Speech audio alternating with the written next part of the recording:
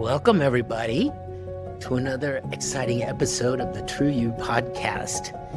I'm here with my colleague, Bill Tierney, who is an IFS coach. And I like to add, and I know that you like to add this too, who's committed to compassionate production of results, right? This is a key piece of coaching, is producing compassionately some real results. So I love that you add that to your descriptions. And we're here today with a good friend of mine, Kathy Nielsen. And just say hi so they hear your voice, and then I'll tell them about you. Hello. Welcome. Hi, Kathy. Welcome. Nice to see you both. So I'll read a standard kind of bio on Kathy, but I just want to let you know that I've known Kathy for something like 10 years. We are members of the same spiritual community. We follow the same spiritual path, and we both come from Germanic Lutheran backgrounds to this other path. And I've known Kathy when she was working in the Cayman Islands and as a computer programmer, and now she's back in the States and she's teaching at Colorado in that department. She's also had a phase that I'm aware of where she was a coach like you and I are, Bill. So she's got a wide variety of skills. She's also a fantastic musician. She improvises jazz at the piano, and she plays the harmonium in our satsangs, our practices. I'll just quickly read this standard bio. So fully who she is, if I can find it now. Here we are. Dr. Kathy Nielsen is a multidisciplinary scholar and a software engineering professional who has designed and built systems in different domains. She worked as an agile product engineering coach, helping teams learn, grow, and create together. She's especially interested in how both students and professionals develop their craft and in the power of collaboration to share knowledge and create things together. Outside of work, you'll find her at the piano, chanting kirtan, exploring with her dog, or simply soaking in the beauty of the Colorado world around her. So welcome, Kathy. Thank you so much. I appreciate the opportunity to be with the two of you. So, I mean, just as an opening question to get us going a little bit here, you have a variety of experiences, as I just outlined. I assume you don't label yourself any one of those things, but the true you is something else. And just as an opening question, given the variety of experiences you've had, what does the true you mean to you? That's a great question. This is, I think, a profound question. Because those experiences certainly shape me, all of my life experiences. There's who I am at some level is my experiences in life. But then when you ask it, what's the true me? What's the true me? Mm-hmm. It asks me to go deeper than what's running through my head, in my thoughts. All those identities, being a sister, being a daughter, all these things that certainly are part of me. But truly, who am I? It could even be below my opinions. Right? It's easy for us to think, or what I do for a job. Oh, who I am. But that one's really a flag for me. Like you said, all these different things I've done. Who am I? Yeah, that definitely makes me start to move around in my chair or feel uncomfortable. So I guess for me, when I hear that word, the true me, it asks me most deeply, who am I? For me, that's something at a level of most profound level of love, of listening, of peacefulness, how it feels in my most, what's a good word for it? Most connected places. Yeah, that's a beginning. So that answered that question. How do you know that's the true you? Oh, Given yeah. So I think that's just my philosophy. Right. lost your philosophy. Because I can't be known, right? In a certain sense, it's because I've decided that I have a series of things that I want to align myself with, like love, peace. And that's, I find it to be beneficial. So it's a pragmatic part of how I approach life, is if it's an idea that helps me go where I want to go, then I find value in it. So I find value in the idea that the true me is love. Because it helps me in those moments when some thought comes by, which is something other than that, where I'm not loving myself, not being compassionate, where I can choose to realign with this more true place. And so I think it's the word true that is the pointer towards these more profound capabilities that I have as a human. Before commenting or questioning that, it's a very profound thing you just said.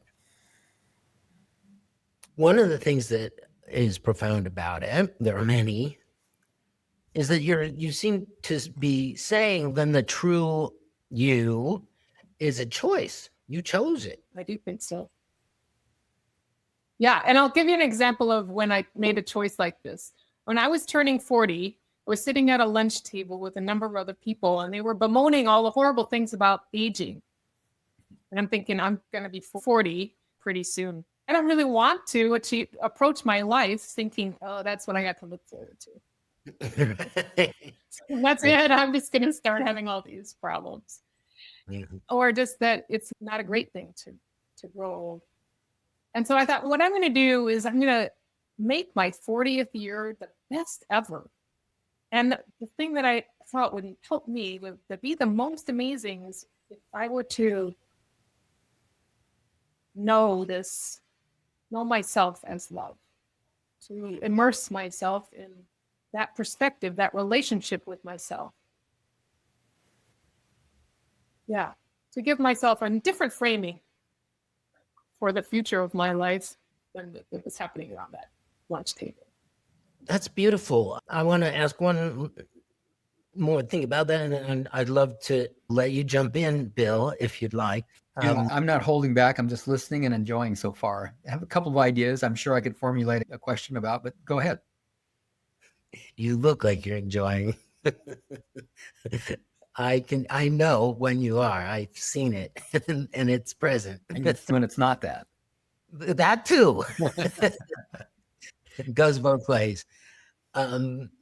So what if somebody said, look, wait a minute.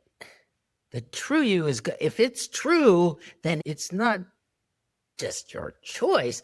Can you just say, okay, I choose not to recognize that I have a heart condition, or I choose not to recognize that I live in a country with laws that, I'm just going to choose to be somebody else. For you, that word true is key.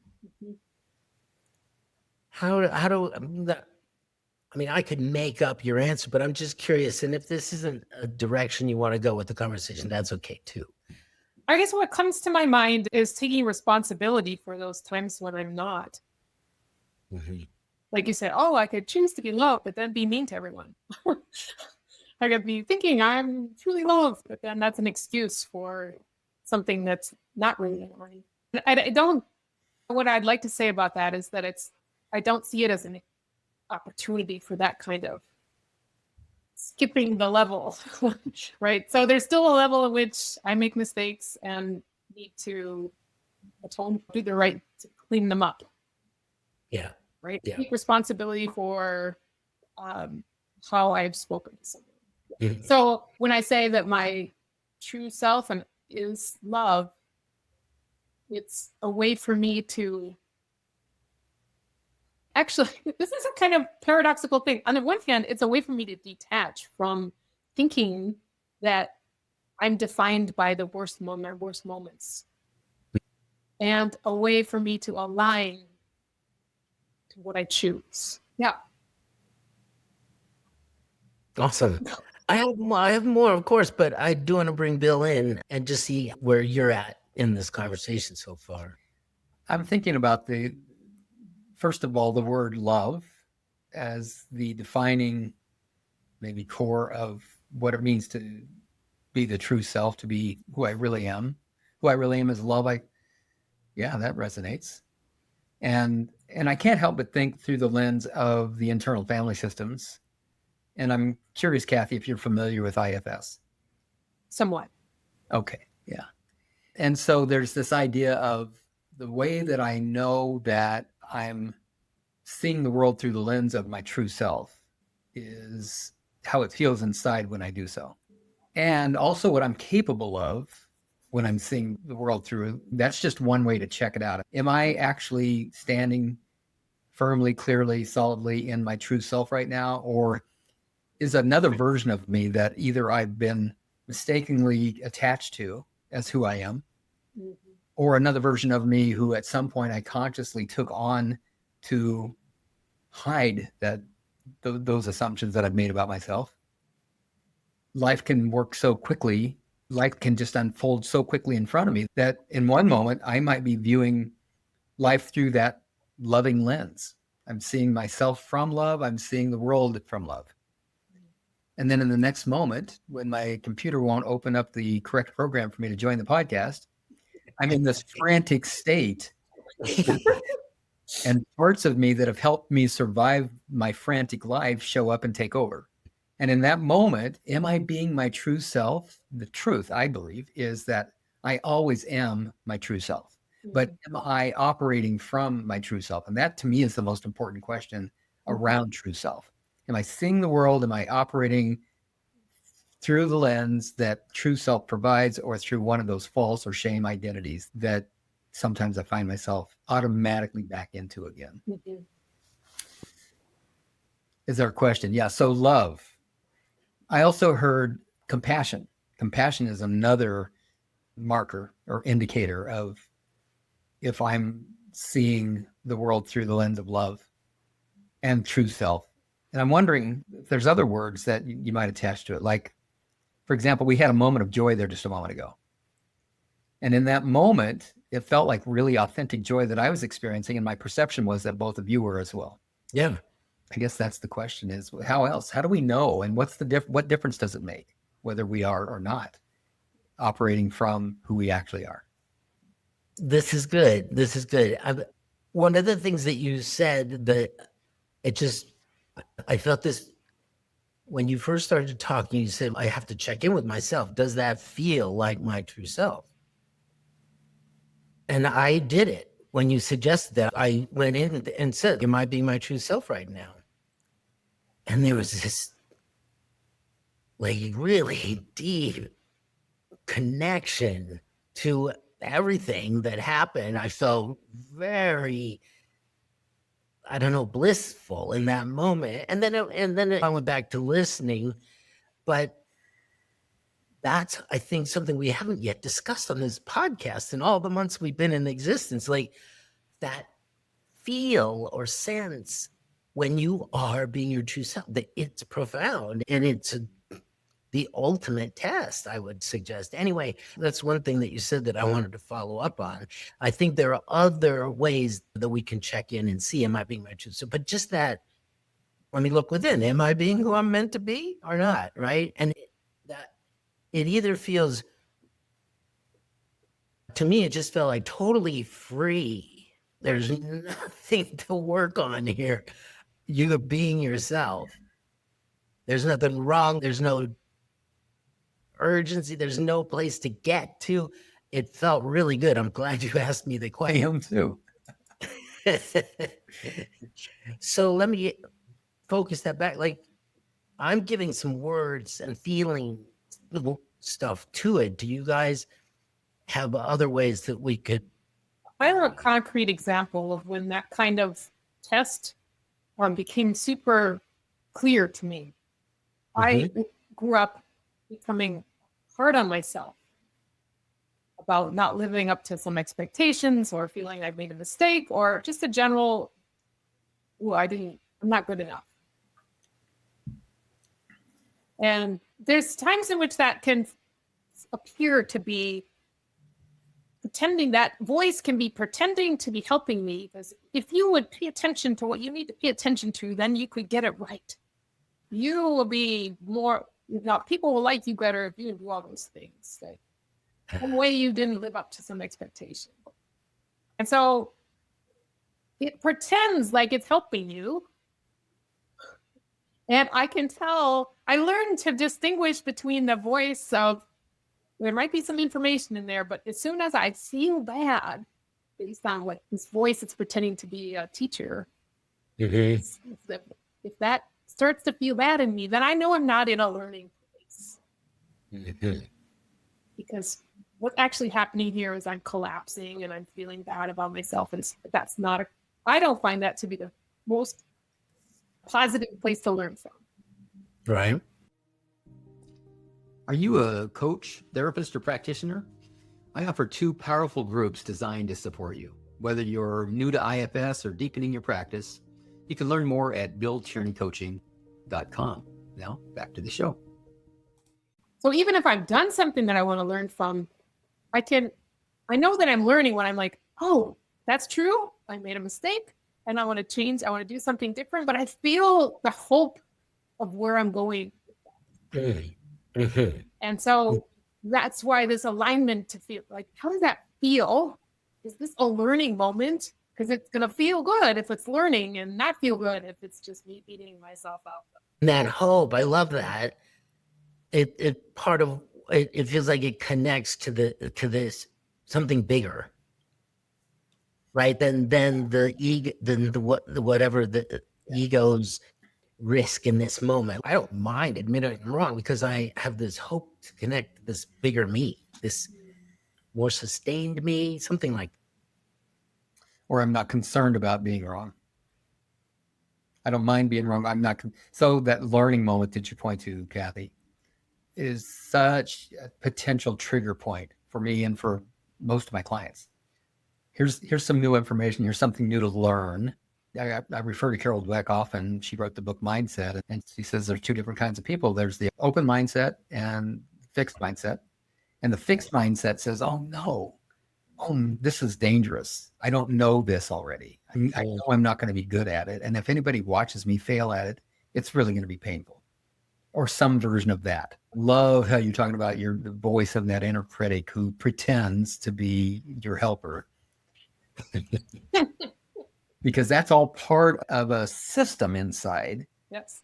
That helper voice that's pretending to be the helper probably actually believes that she or he really believes they're helping. It's just that they picked up a strategy from an adaptation that no longer is effective. It's now a maladaptation.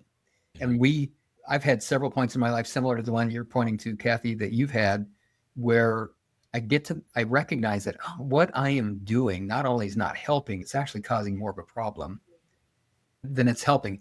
And it's only been in recent years, that I realized that there's actually a way to change that I don't have to just will myself into being different, but just something as simple as the insight that this just actually doesn't work anymore can update that voice and say, oh, it isn't? Okay, what else can I do then? How else can I help?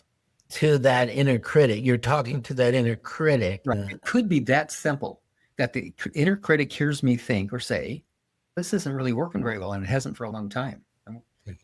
And surprisingly, that inner critic will sometimes say, oh, really? Okay, let's do something different then. Not often. Usually it takes a little bit more of a relationship between me and that part before it wants to find a different way. So given this dynamic, I'm curious, Kathy, about these different iterations of your life, like different career moments, different spiritual associations, different places you've lived, different people. What, like, and in particular, I'm really curious about how a computer programmer is truly loved. Like, that, it just doesn't occur. Like, I can make up how that might work out, but I would love to ask you, like, what you've learned in these different iterations about yourself as love. Whilst I'm really young, You mentioned that I play the piano, and it's one of my anchors when I was in high school. I would practice in the morning, and just sitting at the piano and allowing something to flow through me and be expressed via music. So I think love, the kind of love we're talking about here, is a kind of universal love. I wouldn't want people to think I'm talking about being in love with a romantic partner. And I'm really more talking about an unconditional love, like a puppy might have. And there's a way in which music, because especially instrumental music, it doesn't have words, that it can feel like a vehicle of something pure. So that's an early experience where I could feel magic happening from what I would say now from my heart via this musical instrument. Another experience, and more along these lines of how do I get out of those spaces of the inner critic? How can I get out when it's taking over everything? These heavy feelings, heavy state. One thing is certainly to name it. No, I'm not that. I remember a drive along a mountain pass and just seeing a little purple aster, purple flower, and thinking, I'm feeling miserable by myself, somehow self-critical, and knowing that I don't want to be there. And yet it's not necessarily the easiest thing to walk oneself out. So sometimes an image like the way this flower, the message I got from this flower is the flower isn't doing what I'm doing. The flower isn't saying, oh, I'm missing a petal. I'm leaning a little 10 degrees to the left. I want more sun. Give me more sun. So the flower is just sharing its beauty, whatever beauty it has, it's shining. And how simple that is, actually. It's the opposite of having expectations. I got it, X, Y, Z, blah, blah, blah, blah, and then I can be beautiful. No, what if I just shine and recognizing that the shine already beautiful? What if I could see that everyone's heart is shiny? So part of what interests me, those are great examples, and I can relate to both of them, pianos and flowers. Yes. And Bill's a musician too. You can see his guitar in the background there. So it's about the curiosity that I have right now is about the relationship between the internal and the external. Wow. So the flowers out there, and yet it reminds me of who I am, right? Certain people, when I hang out with them, I get that this is me. And other people I hang out with, it's like, how do I fit in here? I don't agree with that. I don't know what to say. And I don't feel like definitely that's not being my true self. I'm just like both of you. I'm just curious about the relationship, the external, internal in this whole question. Do we need something outside to remind us who we are? I think I can get just as fascinated with the experience of being in this body as I can in gazing in a flower, or began to describe that scene, Kathy. There was a scene for me, and I know roughly when it was, right around 2000, so about 25 years ago. And I had been in a really difficult, dysfunctional marriage for about 9 years and had left it. And during that marriage, my wife was insecure and jealous of my attention that I gave to my first wife's family. So I hadn't seen them, and they live in Montana, and I live on the east side of Washington State. Hadn't seen them, or very little of them, for about 9 years. So one of the first things that I did was arrange to drive back to Montana to see them and see if I couldn't do some repairs from what I'd broken in exchange for being able to be in this relationship.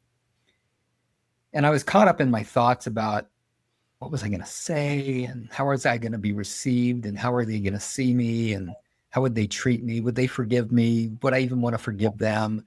Because I was holding on to some resentments as well. And then in how they reacted to my second wife.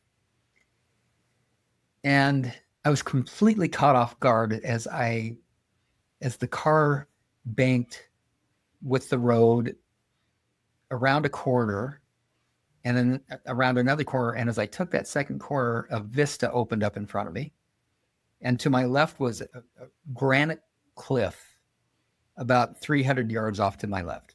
And down below, about 500 yards away, was this emerald shining, glistening river. And it literally took my breath away. And yes, the beauty of it just overwhelmed me.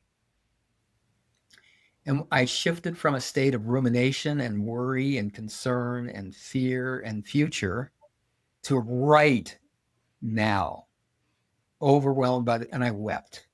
I had to pull over. It hit me so hard. Something about that was just a profound marker now for me, not to compare to or try to reproduce, but to recognize that it's not this thinking brain of mine. It's not this efforting will of mine that has me recognize and appreciate beauty.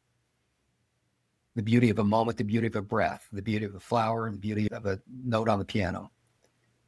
There's something else inside that knows and that's never been hurt or harmed by anything that I've ever experienced, no matter what I've done to myself or what anybody else has done to me or what I've done to anybody. It's there and it's in me no matter what. And that's a real anchor for me now. I like to put the word awe on that experience. Yeah, definitely. And what I appreciate about the experience of awe is how expansive it is. And it doesn't necessarily mean an expansive view, but that certainly does it. Even small things, the way the light can reflect off a tiny dewdrop on a pine tree or cast light in another direction, warm sunset colors, tiny little thing create the same sense of awe. Yeah, I feel grateful for having experiences like that. This is one of the themes of the book that I'm writing on beauty that you just outlined so well. I wish I'm going to listen to the recording and quote you in my book. But what I heard you say is that there's something inside that meets with something outside. Like the scene touched something inside. So it's this thing we're talking about, the true love is not out there and it's not in here. It's in the connection. Mm-hmm. Did I read that correctly? Are you asking me? Yeah, I'm so thinking that as I write my book that I don't want to project that on you if that's not what you were. Oh, that's a great way to say it. It's in the relationship between whatever I consciously, maybe between my consciousness and that which consciousness observed. Tells me that the true us is the world. The word that came to me was co-created. Co-created. Love it. Not just inside. It's not just something that only cut off, but also from my experiences, especially in the natural world.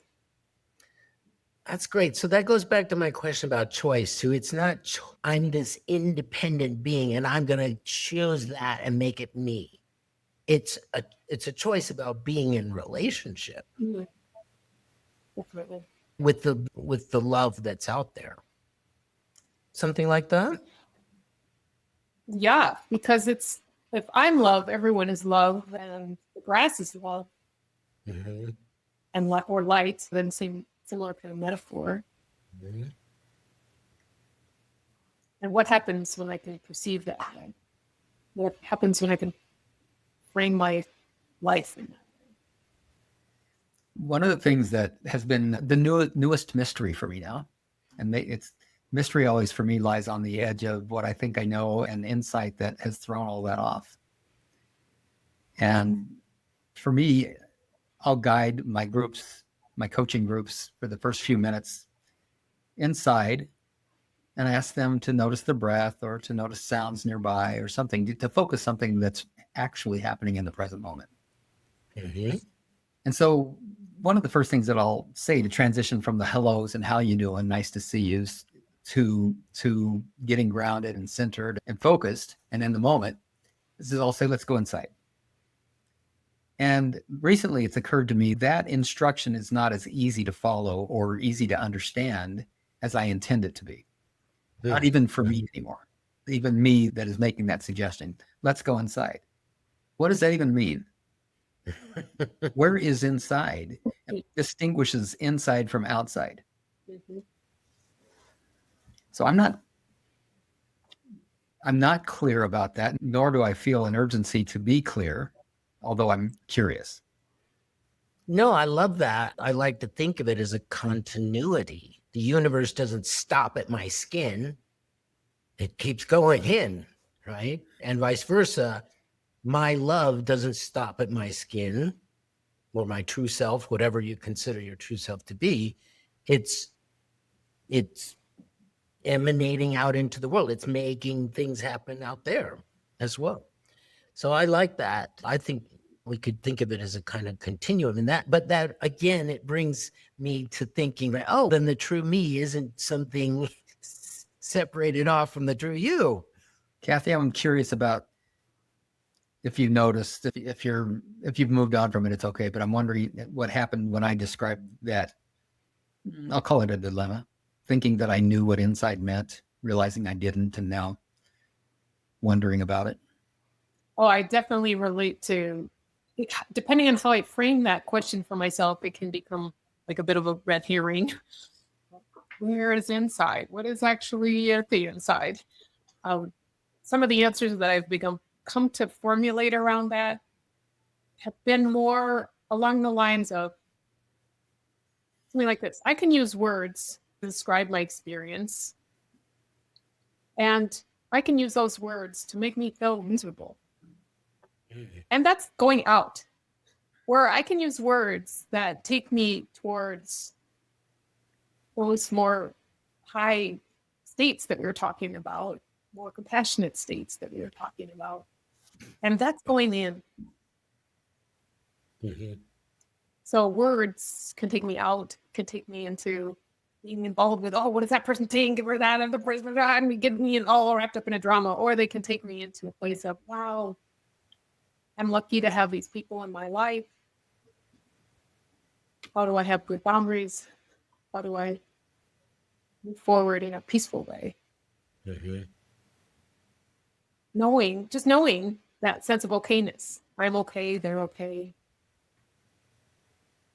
I think my recent exposure to Marshall Rosenberg and nonviolent communication has made that word be a little more important to me inside, because he asks, that's the opening question for NVC, is what's alive inside? And sometimes what's alive inside lands as, what am I keeping a secret? What am I keeping private? And the moment I name it, what's alive inside is I'm feeling some anger, some irritation, some whatever I would own and name. It doesn't feel like it's inside me anymore as much. Mm-hmm. It doesn't feel like a secret. It doesn't, obviously I've shared it, or it doesn't feel like it's something I need to hide anymore. And there's something powerful about noticing, first of all, and then being courageous or generous enough to name what I find, what I'm in there. There seems to be a release of energy that was previously preoccupied with managing all of that. Yeah. I'm curious. My first career was about teaching people at the university level.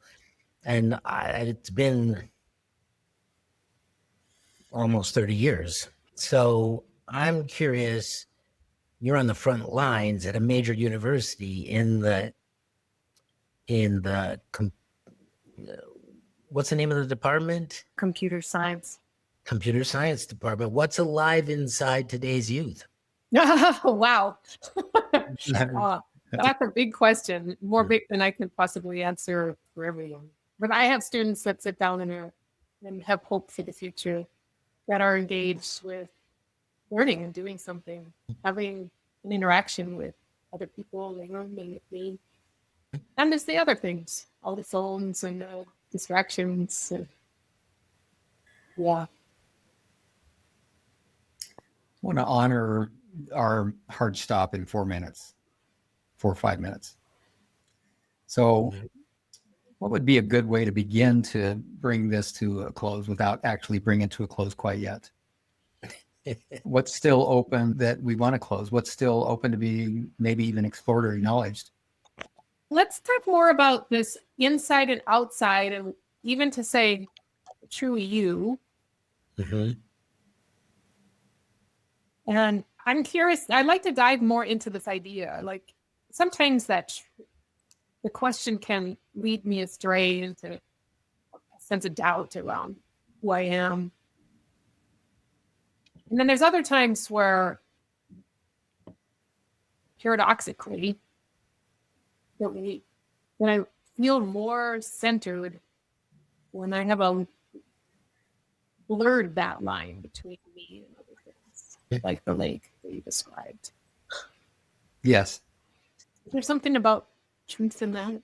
And also, just to add to that, like when I'm around, when what's surrounding me is ugliness or hatred or something like that, there's also a relationship going on there between the inside and the outside where I'm recognizing this isn't me. So back to your question.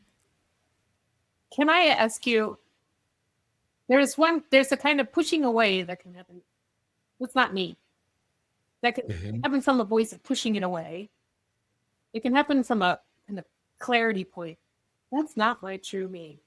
I'm not aligning with that. And then there's another model, which is I am in the place of peace. I am everything.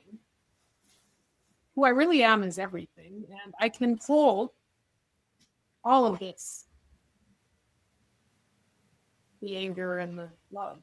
I am all of it. Yeah, I'm just one drop in this ocean that includes all that. Right.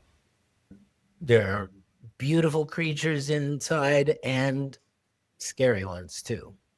I'm wondering if there's a way not to conclude on a unified theory here, but it seems like we have some commonalities that a common thread to this entire conversation that started with choice and this idea of choosing who I am. And I've just been listening from curiosity about that. And now when we're talking about what's the difference between inside or outside, or what does it mean to be inside? In one of my groups this morning with five different women, I asked the question, what's alive inside, to think of a situation where something happened and there was something alive inside that they wanted to hide. And each of these women listed at least a dozen different distinct things that were alive inside for them: emotions, thoughts, impulses, reactions, judgments, that sort of thing. The choice might come in number one being I don't know that there is choice unless I'm aware. Otherwise, it just automatically happens. But with awareness and with expanded awareness of all that's alive inside, and I would say what is alive inside of me is what I am consciously aware of that maybe you aren't until I share it. That's what's alive inside for me. And that's what each of these women shared this morning. And once they even just named what was alive inside, we didn't go there. But in this conversation, I can see where we could have gone was, now, given all that's alive inside, what do you choose? How do you choose to respond? How do you choose to view? How do you choose to project? What is it you want to project out into the world? Because all of that is who you are. You're a mix of stuff inside, and you're the choice about what to act on. You can be if you bring awareness. Maybe the first choice is: will I burn the calories required to bring my conscious attention to what's alive inside here, rather than focusing on trying to change and manage and judge everything out there. Now I can have some real choice and some real power. Just a thought. I'm also thinking that part of what comes in there is hierarchy. Yes, I have these this hateful impulse, but I also have this loving impulse, and there's a hierarchy there because I see that the hatred, it's short-lived. Battles are done but the world keeps going on in a larger framework of love. So that's why it's higher up on the hierarchy. And so the more I can identify who I am with those energies at the top of the hierarchy, instead of the more short-lived things that aren't actually beneficial or lasting or what have you. So I'm just taking what you said, I hope, a little bit further. I'd really like to, I'd like this conversation to continue, and we need to wrap it up to honor everyone's time. And I'd like to give you the last word, Kathy. There's some things you'd like to say before we say goodbye.